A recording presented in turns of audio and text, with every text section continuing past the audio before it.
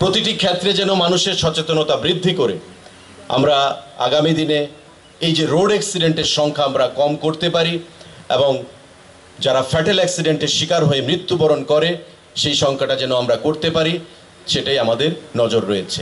তার বাইরে এই সংখ্যা কমানোর জন্য পরিবহন দপ্তর থেকে বিভিন্ন পদক্ষেপ সেটা আমরা গ্রহণ করে থাকি। গুড সামারিটান অ্যাওয়ার্ড আমরা প্রদান করি।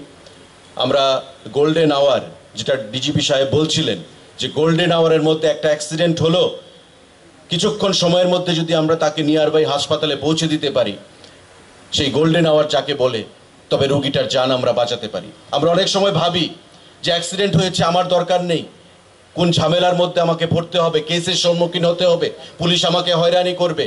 আজকে কিন্তু সুপ্রিম কোর্ট বলেছে যে যখন কোনো অ্যাক্সিডেন্ট হবে সর্বাপেক্ষা সেখানে আমাদের যেটা দায়িত্ব কর্তব্য, সে কার অ্যাক্সিডেন্ট হয়েছে সেটা না দেখে আইনি বেড়াজাল থেকে বেরিয়ে এসে তাকে সবার আগে তার জান বাঁচাতে হবে, পর নিকটবর্তী হাসপাতালে নিয়ে যেতে হবে।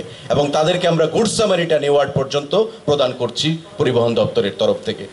মানুষের জান বাঁচানোর হচ্ছে প্রধান দায়িত্ব, প্রধান কর্তব্য। সেই জিনিসটাই আমাদের মাথায় রেখে প্রত্যেককে সঙ্গে নিয়ে আমাদের কাজ করতে হবে। পরিবহন দপ্তর একটা কোহেসিভ ইউনিট হিসাবে আমরা কাজ করছি। সারা রাজ্যে যে লেনদেন পরিবহন দপ্তরের ডিজিটাইজ, সেখানে ক্যাশলেস করা হয়েছে এবং আমরা দেখতে পেয়েছি যে গত বছর মাননীয় মুখ্যমন্ত্রীর নলেজের জন্য আমি বলবো, গত বছর যে ইনকাম আমাদের রেভিনিউ জেনারেশন 115 কোটি টাকা ছিল, আজকে সেটা 145 কোটি টাকাতে ছাড়িয়ে গেছে।